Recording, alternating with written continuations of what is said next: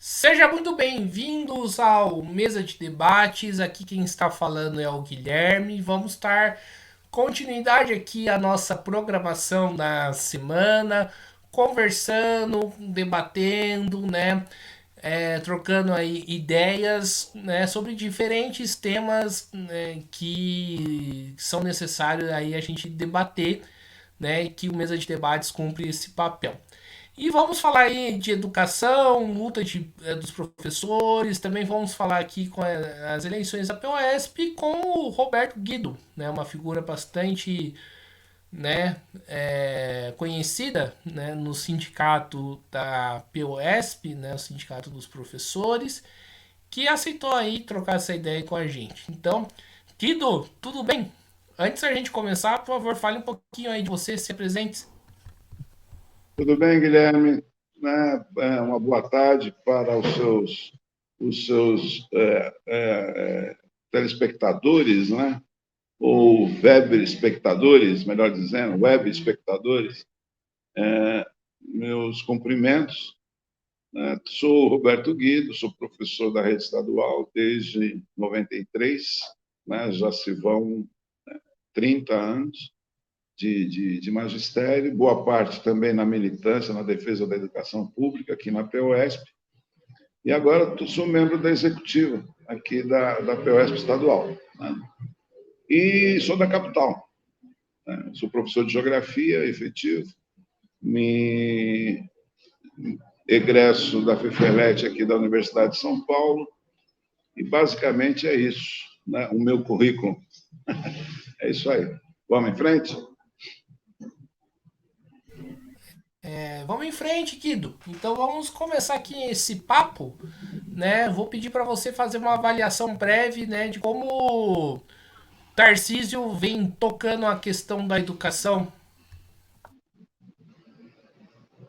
Olha, nós, infelizmente, estamos tendo mais do mesmo, né? Esses anos todos de PSDBismo no estado de São Paulo, né? Eles não foram superados pela, pelo novo governo, né? Eles não foram modificados, pelo menos nas suas grandes diretrizes. Continua sendo uma política geral que objetiva minorar, diminuir o peso do Estado, né, no seio da economia paulista, e aí os processos de privatização, de terceirização, né, de sucateamento de equipamentos públicos, eles se mantêm, porque é a lógica do Estado mínimo que permanece, né? E agravado pelo, pelo que eu penso, ser uma fúria privatista sem mais agressiva ainda, né? Nós estamos aí num debate sobre a privatização da água no estado de São Paulo, os transportes coletivos, CPTM, metrô, um intenso debate sobre a privatização.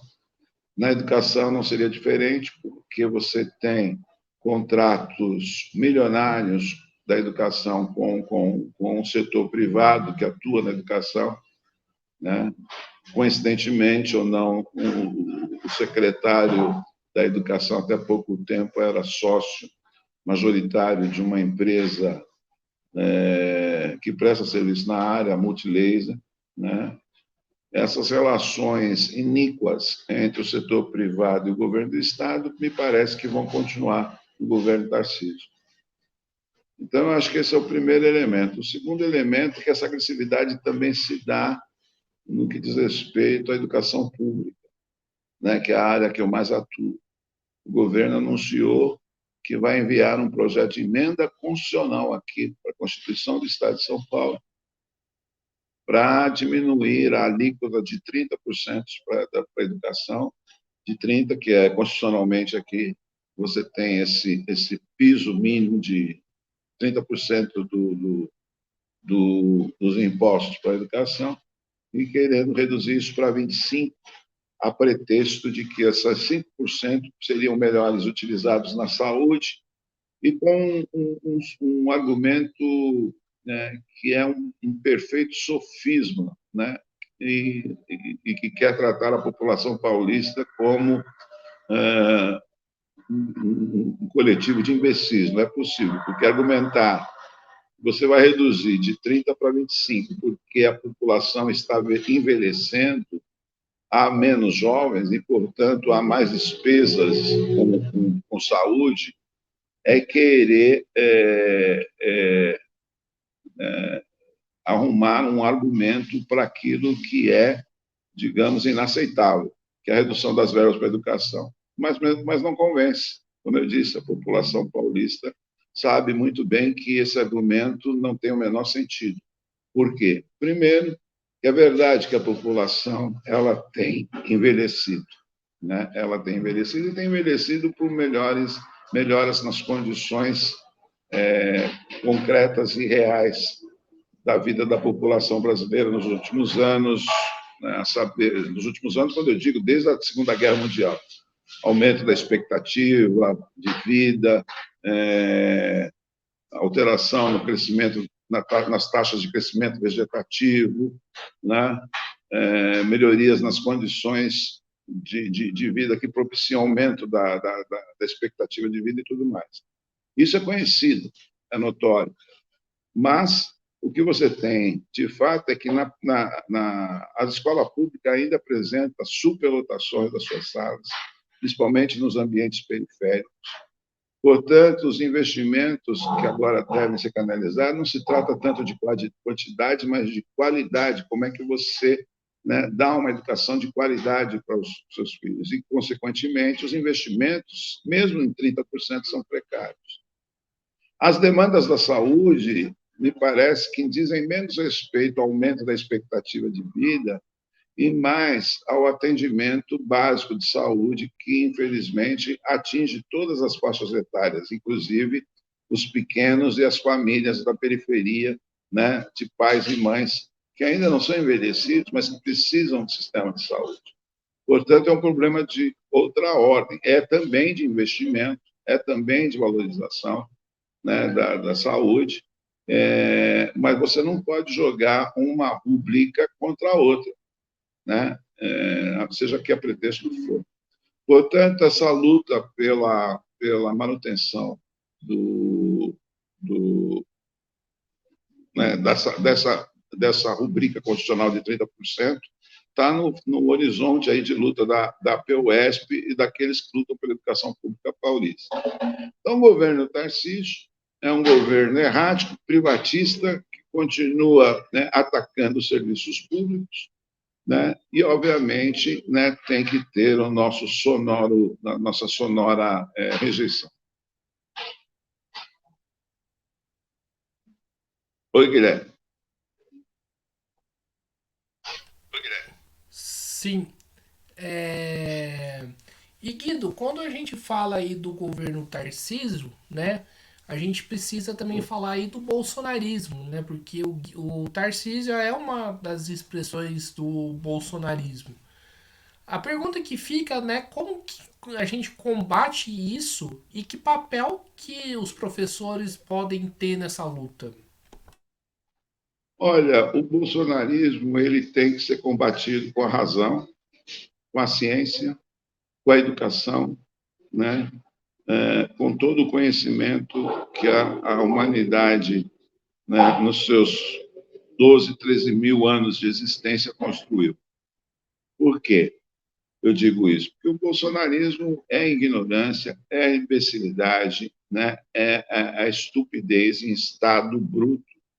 O bolsonarismo, né, com seu negacionismo, com a sua posição anti-ciência, com a sua posição anti-educação, com a sua posição de ódio e violência, de culto às armas, né? Ele tem que ser combatido com aquilo que de melhor temos no país, que é a alma do povo brasileiro, que não se submete e não admite esse tipo de ideologia, né? Uma ideologia que prega a eliminação do diferente, que prega a eliminação daquele que não concorda com as suas ideias. Isso que é o bolsonarismo. O bolsonarismo não tem nada a ver. Eu acho que você tem, assim, inclusive, segmentos da direita brasileira, ou do pensamento direita, do pensamento conservador, né? Que, por óbvio, eu não concordo. Eu acho que nossa sociedade tem que ser mais justa socialmente. É por isso que a gente atua no sindicato, é por isso que a gente atua na educação, é por isso que a gente atua em partidos que lutam por justiça social, né? Mas existem setores da direita que estão aí, acham que, inclusive, a justiça social pode ser conquistada via competição, via mercado. Uma grande bobagem, mas eles têm o direito de pensar nisso. Mas não é desse pessoal que eu estou a falar, né? Eu estou a falar daquilo que realmente é o bolsonarismo. Aí o pessoal fala, é de extrema direita? Eu acho que é de uma extrema burrice e ignorância, né? Inclusive colocar esses segmentos no campo da política, porque eles saem do campo da política. Quando você sai do campo da política, você vai para quê? Para a violência. Hoje, felizmente, me parece que avançaram um pouco mais na descoberta, por exemplo, dos sujeitos que atuaram na morte da vereadora Marielle, em 2018, no Rio de Janeiro. Acho que houve um pequeno avanço, a Polícia Federal andou fazendo hoje as suas prisões. Mas isso é o bolsonarismo, né? É a morte, é o assassinato. Vejam quantas pessoas no processo eleitoral, agora que se findou no ano passado, quantas pessoas não foram vítimas de violência, né? Na Bahia, no Paraná, em São Paulo, em Mato Grosso, né? No Pará, na Amazônia. No país inteiro nós tivemos casos de pessoas mortas ou assassinadas por grupos de bolsonaristas. Então, é esse segmento que elegeu inclusive o governador do estado aqui, e que precisa ser combatido, né, nas escolas, principalmente. Como eu disse, esse movimento é anti-escola. Essas coisas de escola cívico-militar, na verdade, não tem nada de cívico e muito menos de militar. É uma tentativa de subjugar, né, professores e estudantes a uma disciplina, como se o problema da disciplina dentro das escolas fosse uma questão de segurança pública. E não é, né? Então, é por isso que nós temos que combater o bolsonarismo, e a educação tem um papel fundamental nisso.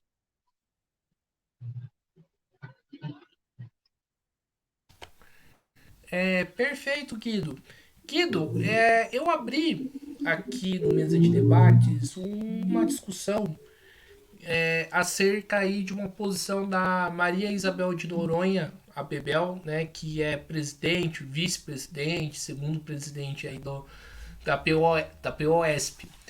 E uma postura que eu achei bastante equivocada dela, né, que eu vou dar chance aí de você responder, né, justificar, porque aqui é um canal democrático de debates, né, como o próprio nome diz, né, a respeito aí da votação do aumento do salário do Tarcísio e a escolha do deputado do PL para a presidência da Lesp.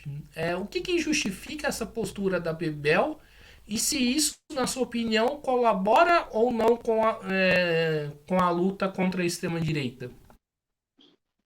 Olha, duas coisas. Primeiro é que é o seguinte, né?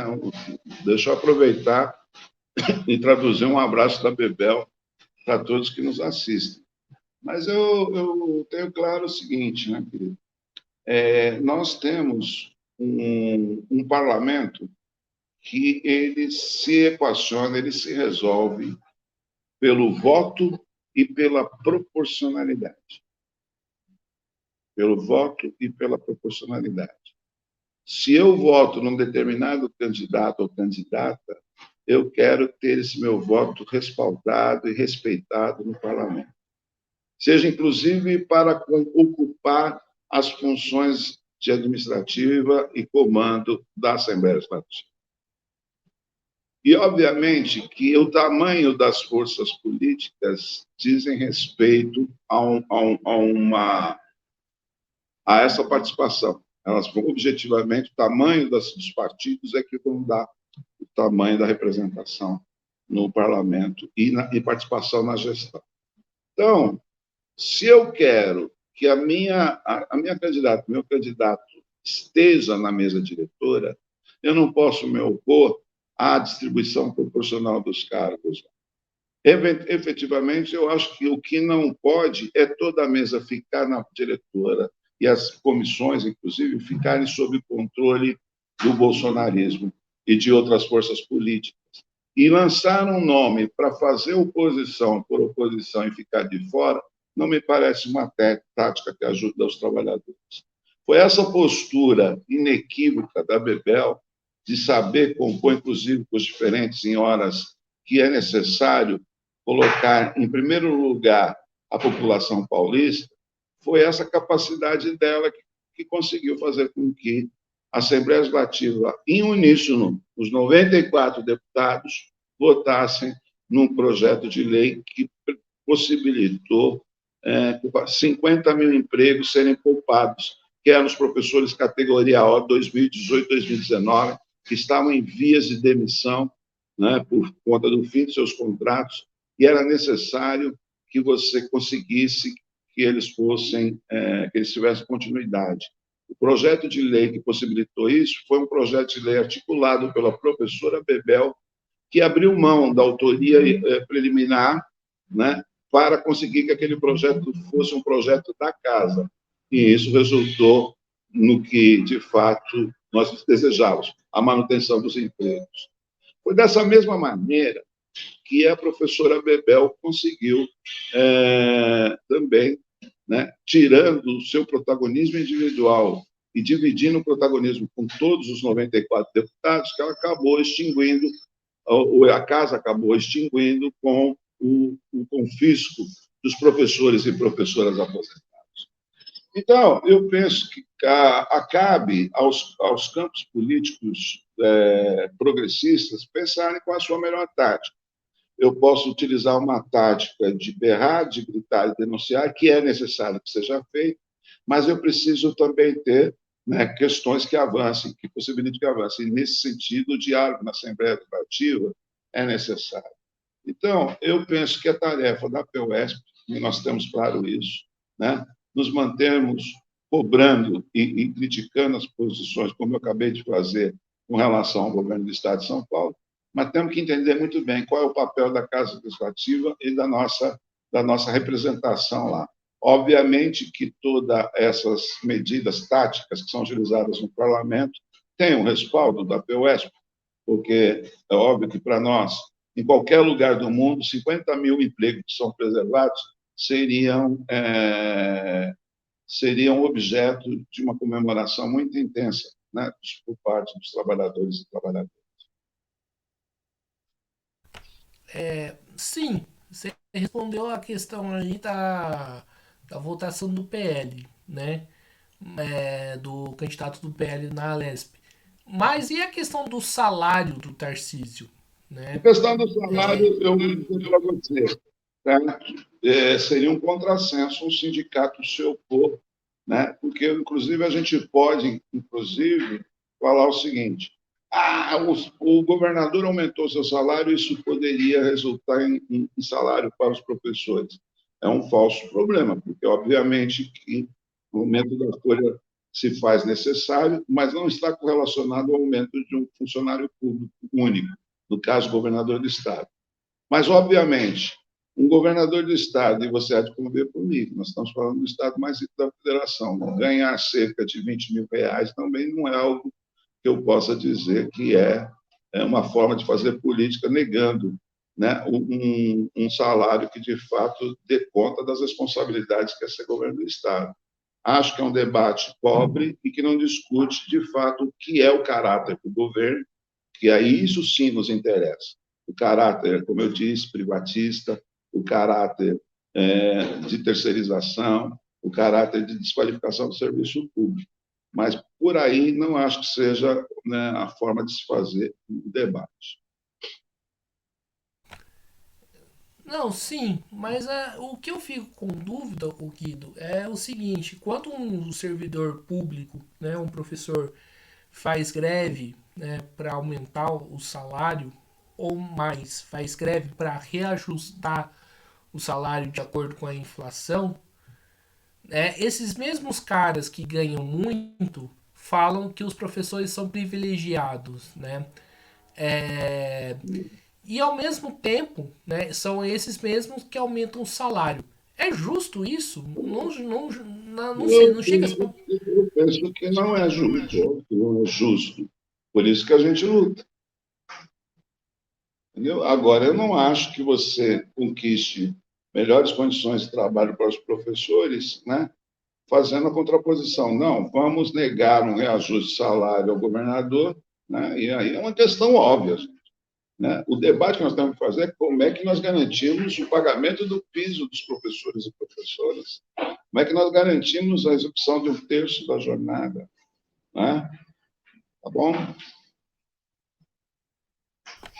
Entendi. Mas E eu que, tenho a opinião que ela é parcialmente, eu concordo, mas não acho que seja ela que vai pautar, né, uma mudança de postura, é isso. Tá bem? entendi. E Guido, em relação, né, ao próximo concurso, que o governo está preparando, como que vocês aí da diretoria da POSP avalia? Olha, nós avaliamos como importante qualquer iniciativa que objetive tirar os professores da precariedade. E o concurso é, indubitavelmente, a melhor forma. Por isso que nós lutamos por concursos públicos. Né? A melhor situação que tem é o professor ser efetivo, ter estabilidade, ter acesso ao IANSP e tudo mais. Né? O que acontece é que essas 15 mil vagas que foram abertas não cobrem sequer as 50 mil vagas que foram poupadas, que são os contratos 2018, 2019, que eu acabei de falar. Acho que, né, nós temos, inclusive, uma demanda muito maior que as 40, 50 mil, porque tem os outros contratos de outros anos. Né? Então, isso deve chegar em torno de 100 mil vagas, no mínimo, né? São hoje ocupadas por professores categoria O. Portanto, 15 mil vagas é muito, né, insuficiente, incipiente. A nossa luta, nós fizemos, né, 2 ou 3 atos já na porta da secretaria, reivindicando o aumento de números de vagas. Na própria audiência pública que houve na Assembleia Legislativa, a Bebel cobrou do governo, inclusive, uma forma mais inteligente de lidar com isso. Se você pensa em fazer vários concursos pequenos para suprir essa demanda, é você querer gastar um dinheiro que pode ser muito bem poupado, você fazendo um concurso só, e você vai chamando, né, na medida em que vão surgindo as vagas já tem, e de tal sorte que você possa completar o quadro do magistério, né, que está muito longe da efetividade. Então, por isso que essa quantidade de vagas para nós é insuficiente. Outro problema que se coloca, né, digamos, a base político-pedagógica que está aí sendo forçada, né, na bibliografia e na forma do concurso. Agora, por exemplo, com a exigência de um vídeo, né, como se o professor fosse um influencer, um youtuber, né? É um pouco isso que a gente está assistindo, né, inclusive nas políticas de formação da própria SEDUC. E o professor não é isso. O professor ele é uma pessoa que precisa pensar o conteúdo programático, objetivar, né, uma proposta pedagógica, né, que ele construa utilizando os seus métodos, a sua didática, ou seja, a sua autonomia, né, precisa ser exercida. Essa autonomia e a formação continuada em serviço, valorizando a sua prática, é o caminho que nós entendemos, inclusive, privilegiado para atuar na formação de professores. No entanto, nos últimos anos, você tem tido esse boom, digamos, de modismos, né? E que resultou agora num edital que apresenta aí umas exigências que para nós é descabida. Nós entramos na justiça, estamos aguardando, né, por conta, por exemplo, desse negócio do vídeo aí, da produção de vídeo, mas, ao mesmo tempo que nós questionamos, os cursos, vários cursos estão sendo feitos em várias subsedes, né, a própria sede central está patrocinando o curso, para tentar qualificar os professores o mais possível para melhorar essa situação de precariedade. A luta central para nós agora é ampliar o número de vagas desse concurso. Guido, você falou aí da precariedade aí dos serviços públicos e relacionou isso com a questão da privatização. A gente, obviamente que a gente precisa aí combater a extrema-direita, o Tarcísio e tudo mais, mas assim, eu particularmente avalio, né? Peço para que você desligue o microfone, Guido. Guido, peço para que você desligue o microfone. Microfone. Isso. Mas eu particularmente avalio, o Guido, que o governo federal, né, está bastante equivocado na minha avaliação em relação à questão do arcabouço fiscal, né, que não supera o novo teto de gastos, muito pelo contrário, uma nova, para mim, uma versão um pouquinho, né, diferente do teto de gastos. E, né, com mais assim, mas a BOSP não se posicionou contra. Eu gostaria de saber por quê, né? Porque na minha avaliação o novo teto, o arcabouço fiscal vai acabar pavimentando o caminho para a extrema direita voltar, seja com o Bolsonaro ou com qualquer outro.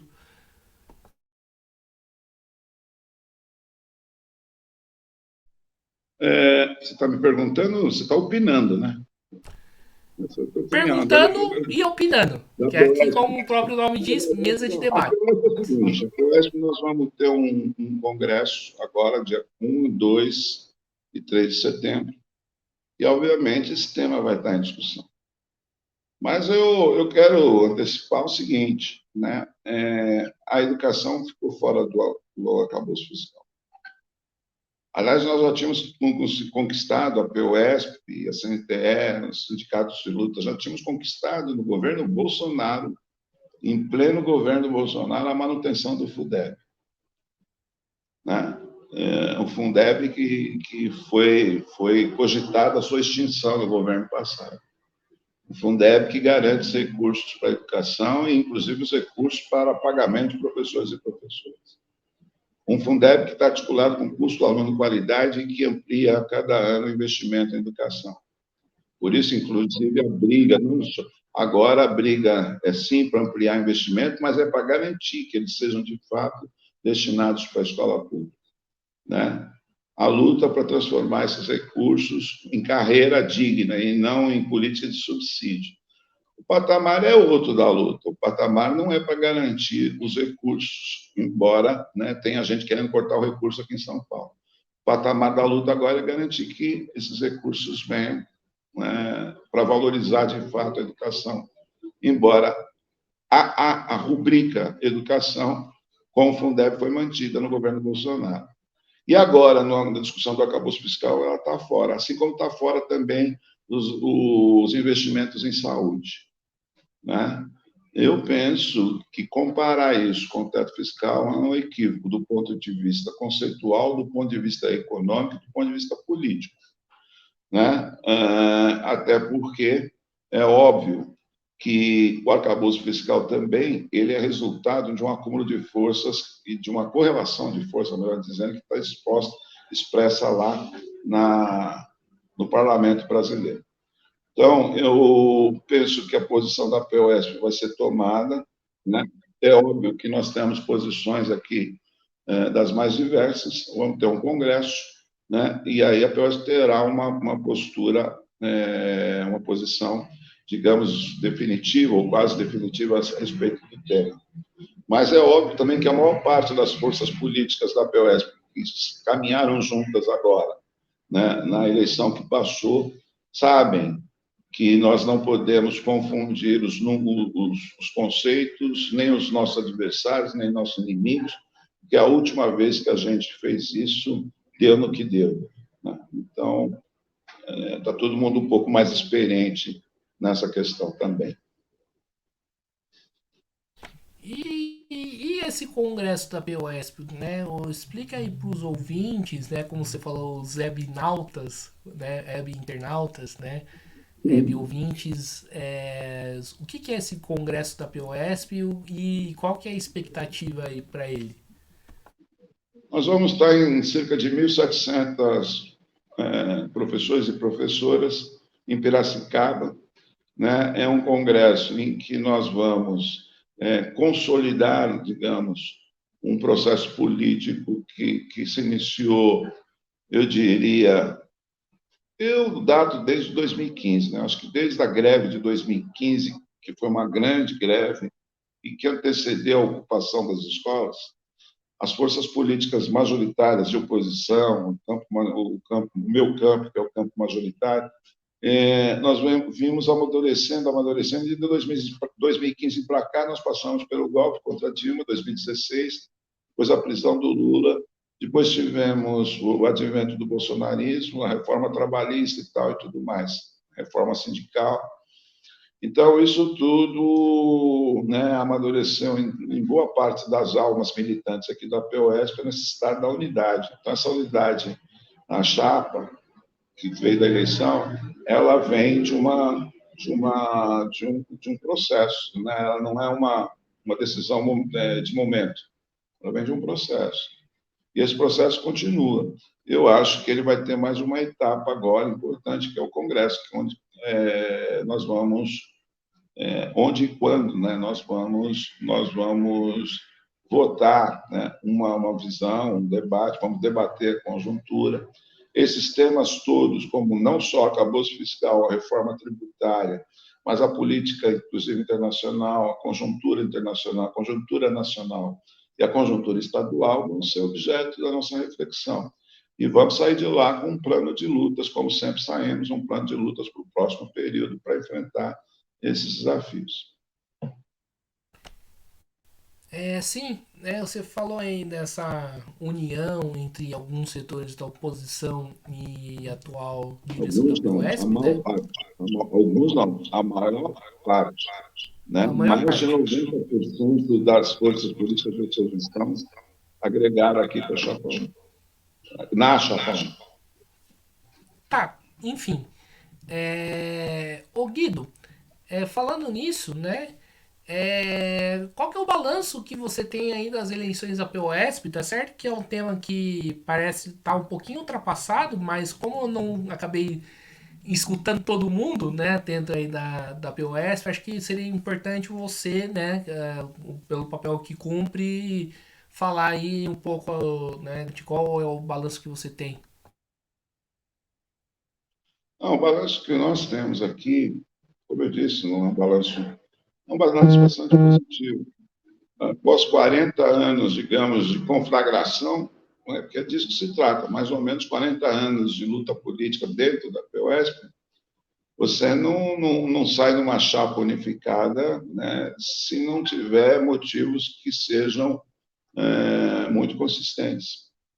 E essa que é a discussão de fundo. A quem nós estamos enfrentando e em que ambiente nós estamos enfrentando. Então, você vê o tamanho da importância que foram essas eleições, porque depois de 40 anos da retomada do sindicato pelas forças de esquerda, né, de lá para cá, né, foram disputas e mais disputas e mais disputas, e agora chegamos a essa solução política para esse momento. Então, isso dá a dimensão. O maior sindicato da América Latina unifica forças para fazer o enfrentamento do pós-período. Eu acho que, para além da questão interna da POSP e da luta dos professores, isso vai ter um papel também no debate sindical brasileiro. Sim. E, ô Guido, não sei se você sabe ou se você lembra de mim, né, em algumas assembleias, né? Eu tive, acho que em São José dos Santos, não foi? Não, sim, né, a gente se conheceu em São José, mas você deve ter me visto em outros lugares também em São Paulo. Sim. Eu fui professor, né? Agora não sou mais, parei acho que em 2015. E uma coisa que eu pude. Fiz a greve, inclusive, né? Mas uma coisa que eu pude perceber, Guido, né, que comparado à eleição que eu participei em 2014, o quórum, né, de votantes dessa eleição diminuiu muito. Hoje eu estou em São José, mas eu atuava bastante na zona norte de São Paulo, né? E eu vi o quórum né, eu acompanho as forças políticas aí da zona norte e eu vi o quórum, né, que é menos de 1.000 votos na região inteira. E eu particularmente achei isso bem pouco. Eu gostaria de saber, né, de você, como que você avalia esse quórum baixo aí das eleições? Se você acha que as eleições teve um quórum baixo. Eu não acho que o quórum seja baixo. Nós tivemos, na última eleição de 2017, 60 mil votos. Agora caiu, é verdade, para 55 mil. Mas ainda é uma eleição, né, volumosa. E, de fato, houve uma redução do quórum. E aí eu tenho que considerar que, nesse interim, nós tivemos duas coisas que são fundamentais para entender isso. Primeiro, a pandemia. Né?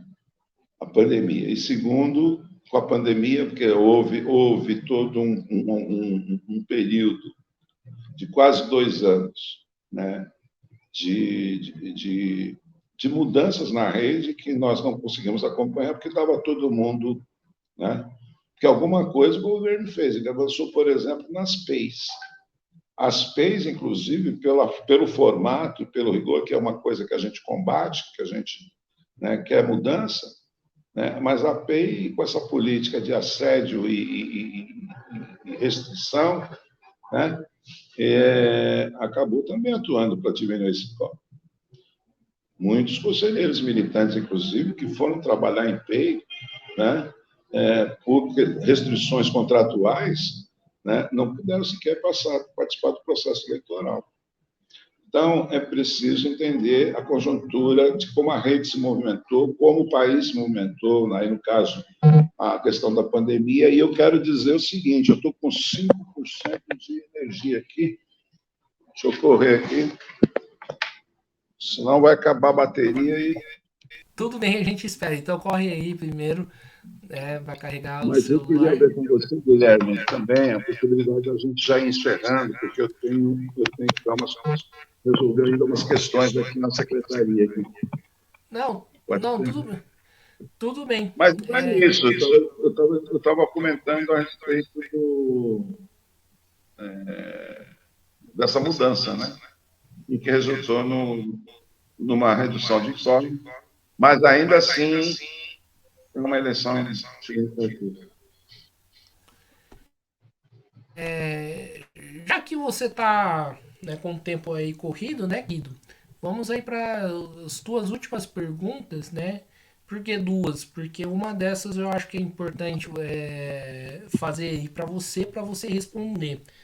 Né? Como eu falei para você anteriormente, o Mesa de Debates é um canal amplo, democrático, com várias trocas de ideias, várias divergências. E eu recebi várias denúncias aí de outras chapas, principalmente da chapa 2, né, de suspeita, né, de irregularidades nas eleições da POSP. Eu gostaria de saber de você, que é da chapa 1, que você respondesse, né, essas acusações que tiveram e dando um espaço, né, para você responder, né, para fazer essa conversa da forma mais democrática, ampla e transparente possível. Então, fica aí, né, o espaço, né, dessa live para você responder essa questão, Guido. Olha, denúncias sempre ocorrem, né? Em todos os processos eleitorais, em todos os sindicatos. Eu fui o presidente da comissão eleitoral, né? Demos posse para os membros da chapa 1 que foram eleitos, os membros da chapa 2 que foram eleitos, né? Nós tivemos praticamente a manutenção da correlação de força em 2017, inclusive aqueles companheiros da chapa 2, porque o que aconteceu mais na prática, que a prática política mesmo, o, o, a oposição, uma parte significativa, como eu disse, veio para a chapa 1, e uma outra parte se constituiu na chapa 2, que é o PSTU. O núcleo, né, político da chapa 2 é o PSTU. Ele manteve a sua correlação de força histórica. Então, falar em fraude, no mínimo, eu vou chamar, digamos, de um justus speniel de quem perdeu, mas são denúncias que não se consubstanciaram, né, na forma de uma ação judicial ou qualquer coisa assim.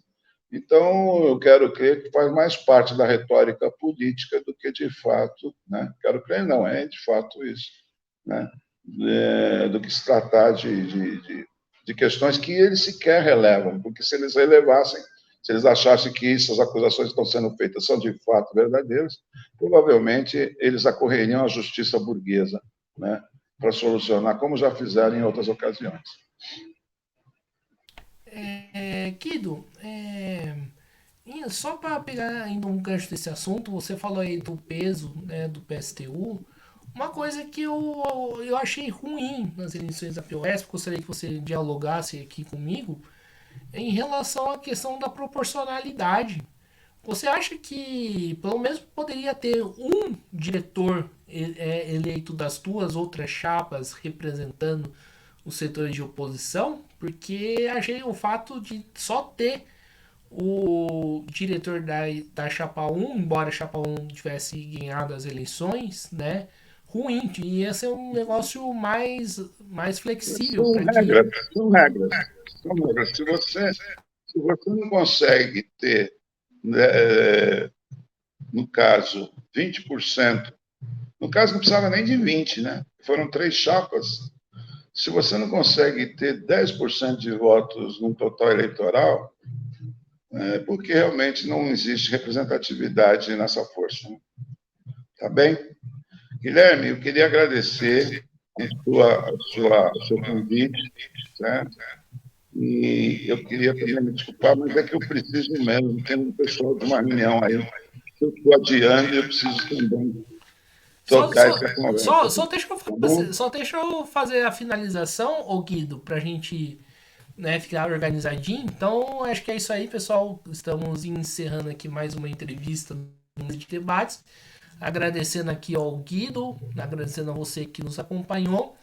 E peço aí que quem puder se inscreva no nosso canal, podcast Mesa de Debates de Tudo Um Pouco, acompanhe o nosso trabalho.